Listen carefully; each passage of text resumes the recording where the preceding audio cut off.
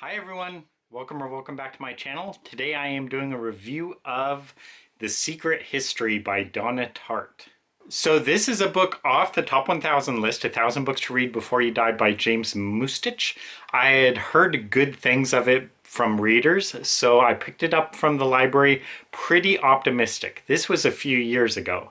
I read somewhere around 40 pages, and my recollection is that I liked it pretty well. I thought the writing was real good, potentially 5-star book, but I had to return the book to the library, and the library switched buildings, and when it went to the new library, they did not have this book any longer. So basically I lost out on the book for a couple of years, really. Then I saw a copy of it at Target and decided to buy it. Part of my enthusiasm for getting back into the book was that in the meantime, I got this book, a signed copy of The Goldfinch by Donna Tartt. So you may remember a couple of years ago, this movie was heavily marketed. And so I saw it, of course, everywhere. I saw the movie everywhere. I didn't see the movie, but I saw it posted everywhere. And I saw this book everywhere as well, but I never really looked at the author name, so I never put two and two together and was like, oh, The Goldfinch, Donna Tartt. But eventually I realized that it was by the same author as The Secret History, so when I saw this at the bookstore signed, I had to get it, and that made me more enthusiastic for reading The Secret History. Am I saying enthusiastic right? It seems like I'm not. So getting back into the book after a couple years, same thing really. I liked the writing and I liked the characters. In fact, for the most part, I actually went back and reread from page 10 or so because I kind of forgot a lot of the details. And I liked it pretty well. However, I was making slow progress with it. It was a slog to read. So I would read maybe 5, 10, maybe 20 pages and then not read it for a week and then again read maybe 5, 10 pages. So I just made real slow progress on it. I assume that is probably something to do with the writing. The writing is just kind of difficult to read. Not to say it is bad, it's just it takes a while for me to get through. So the plot of this book, real quickly, it follows 6 students who are in college studying ancient Greek, and ultimately they are going to get wound up in a murder conspiracy. One night they are trying to reenact this ancient Greek tradition and they kind of accidentally wind up killing a guy. And one of the students who was not there at the time kind of figures that out. And so he is kind of at risk to tell people that these guys murdered someone. And so ultimately what happens is the group ends up killing the guy. And that's not really a spoiler because they in fact admit that on page 1 of the prologue that they killed this guy, this student. His name is Bunny. So it's kind of a story about quote unquote normal people committing evil, normal people committing murder. Even though these guys are really smart and they're all studying these ancient languages and everything, that's kind of the angle of the book, is normal people falling into evil. I had actually not remembered from the prologue that they had this scene. What I remembered was something about a murder, but I didn't remember who murdered who. So actually when I was reading the book and I was 60% in, I went back and I reread that prologue and I was kind of it spoils the whole book because I was at page I don't know, 250, and it was spoiling everything up to that point in that prologue. So that was kind of weird for me. First, the good about the book.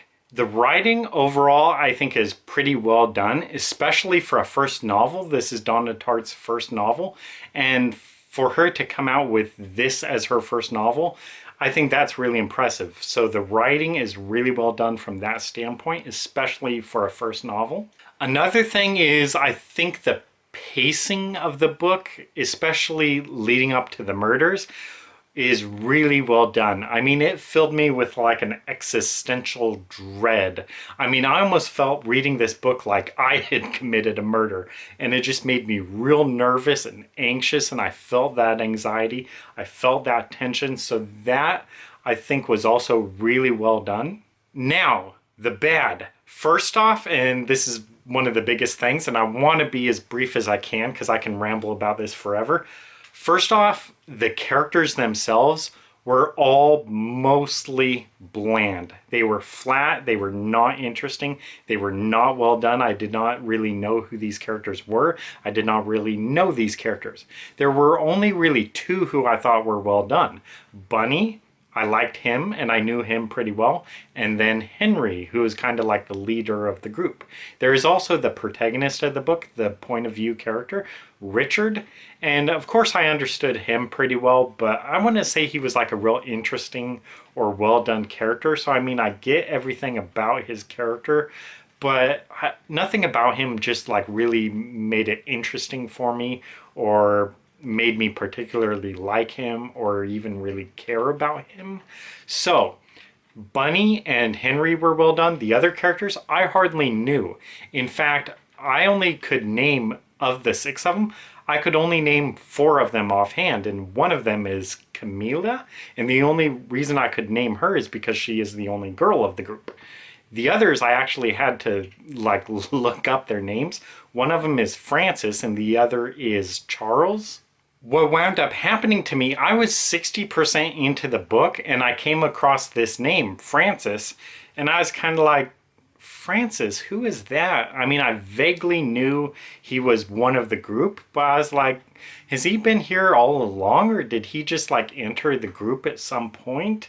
And then not long after it mentioned Charles. And I was like, okay, Charles is the twin. That's how it's always referred to. The twins, Camilla and Charles. So I was like, oh yeah, Charles. And then I thought and I was like, who really is Charles? I mean, what can I say about him? He's the twin brother of Camilla, but what else can I say about him? I had no clue.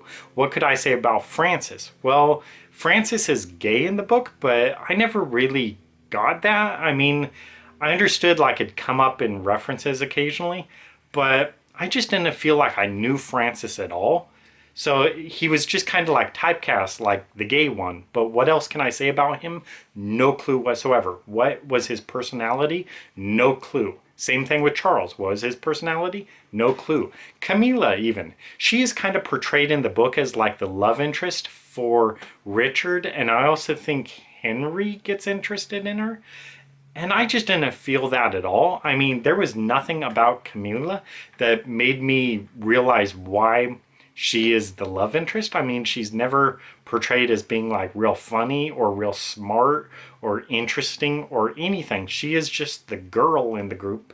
And so the couple guys kind of fall for her and have this kind of love triangle, but she isn't interested in either one of them. So it's not like a real involved love triangle. It's just kind of like, oh, I am in love with her, but I don't get why. I don't even know this girl. So of the 6 characters, only 2.5 of them are interesting. Bunny and Henry and a little bit of Richard, but not really. So just 2.5 out of 6. The other main character in the book would be Julian, who is these students' professor. Julian is kind of described or implied in the book as like almost a father figure to these kids, almost even like a godlike figure. I mean, they just revere Julian, their teacher, and he's the ancient Greek teacher and all this. And the thing is, he's hardly even in the book. I mean, he's in the book like at the first start of it when Richard is going to the college and he's trying to get in this class. You meet him then, but after that, Julian just doesn't really appear in the book at all. He doesn't have any kind of role, and especially I do not get any sense of like his worldview, and that is supposed to like heavily influence these students and, you know, make them interested in ancient Greece and impact their worldview. But I just didn't get that at all. He's hardly even in the book, and when he is, it's not even interesting. It's just like he'll say like, okay, we're studying whatever today, Plato or whatever. And that's basically his whole scene. There are also several side characters in the book. There is this girl who is in the same dorm as Richard, who really likes him for some reason, but he doesn't like her in return. That is her only role in the book, so it's basically like he just tries to avoid her.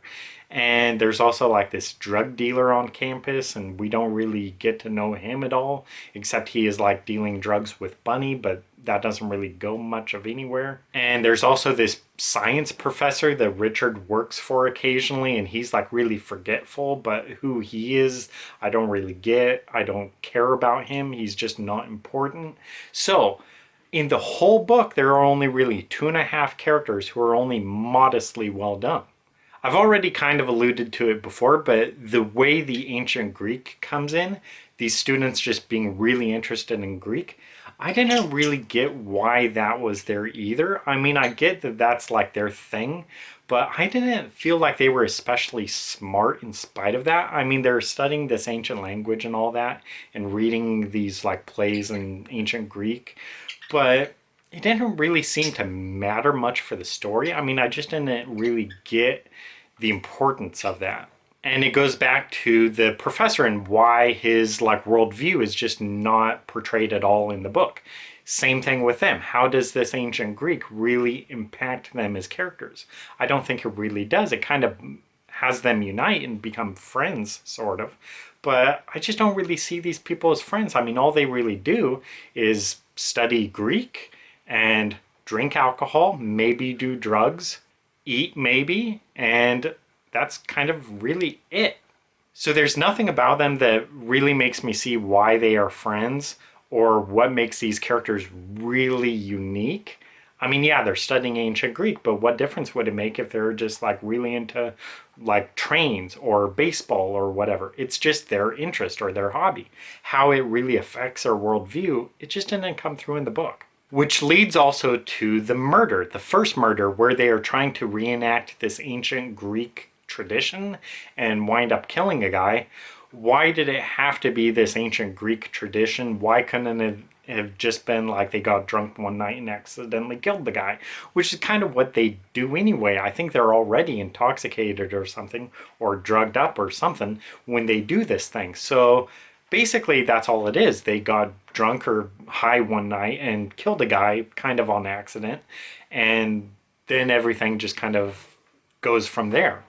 But what does that have to really do with ancient Greece? I didn't really get that. There is even this point where some of the characters go to Europe, and I think they go to Rome. So it's like, why do they go to Rome? If they're really into ancient Greece, why didn't they go to Athens?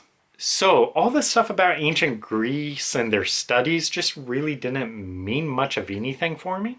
It's very clear to me reading this novel that Tartt is trying to write a work of literary fiction, and it's hard to explain what that is, really, literary fiction. Basically, it's like written supposedly for like critics, and it's supposed to be like thought-provoking and meaningful. It's not just like cheap commercial fiction that's like for a quick entertaining read. It's supposed to be something that's like important for the ages, and I just don't see anything about this book that is like thought-provoking, really.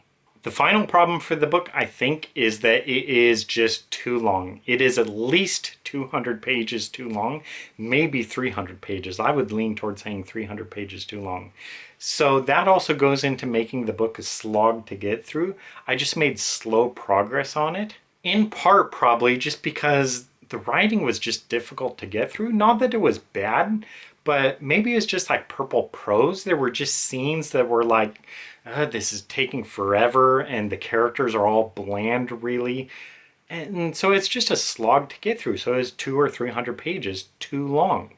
Those pages could have either just been cut or use those pages to really further the characters. Further the character of Charles and Camilla and Francis. You could also further the other characters as well, like Julian. Why couldn't we get more scenes with Julian and fewer scenes of just like random crap that wasn't really going anywhere? What I personally would have had the author do in this book, or that I personally would have done, would be just cut the other 3 characters, Camilla, Francis, and Charles, and have the main cast just be Richard, Bunny, and Henry.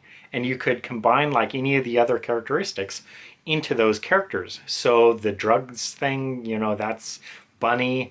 The gay character, I mean, you could have maybe like Richard be gay, or maybe Henry. Maybe like Richard is kind of like secretly interested in Henry, but there's this other girl involved, the one who likes Richard, but he doesn't like back, the one who lives in his dorm. I think her name is Judy. She was just like completely a flat character, but I mean, her role could basically be what Camilla's is in the book. Just have her be the girl, and instead of having this love triangle between Richard and Henry and Camilla, just have it kind of be with this Judy chick. And she likes Richard, but Richard likes Henry. And maybe Henry likes Judy, but Henry sees that Judy likes Richard, so that makes Henry jealous of Richard, even though Richard is actually kind of the one who's interested in him, and he's not interested in Judy. That would make a lot more sense than having both of these characters interested in Camilla, who I just didn't care about whatsoever, and Camilla doesn't seem to care about either of them either. So it's just a love triangle that doesn't work at all. So rating the book, I have to say again that the writing was pretty good, especially for a first novel, and the pacing or tension was really well done in parts. It just gave me a lot of dread, like knowing where this was leading and not wanting it to go there and wanting everything to be okay for these characters.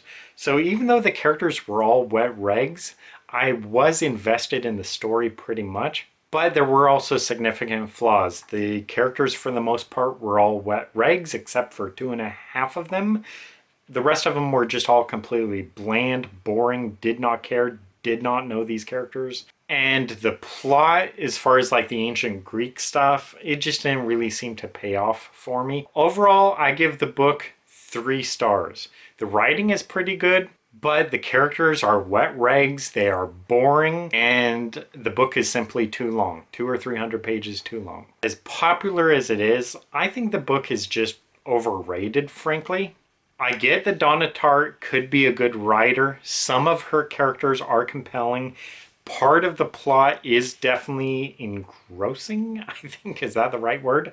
Where I was just really invested in it, wanting it to turn out well, being concerned about the characters. So that worked out. But when I really think about the book, I just didn't really care about the characters. So this does also make me a little less interested in reading The Goldfinch. I looked up some reviews of that book, and something a lot of people say about the book is that some of the characters in Goldfinch, especially like the main characters, are kind of bland. And this is, I think, Donna Tartt's 3rd book, The Goldfinch. So it just seems to kind of be a theme with her. Maybe she just can't really write really good characters, but she is a decent writer in spite of that. Would I recommend it? Ooh, that's tricky. I guess I would say yes, just because a lot of people do read and enjoy this book a lot. It does get a lot of positive reviews from people. So there is a good chance you may like it as well. So anyway, that is it. Thank you guys for watching. Have you read this book? Have you read The Goldfinch? What did you think of it? Let me know. Thanks for watching. See you next time. Bye.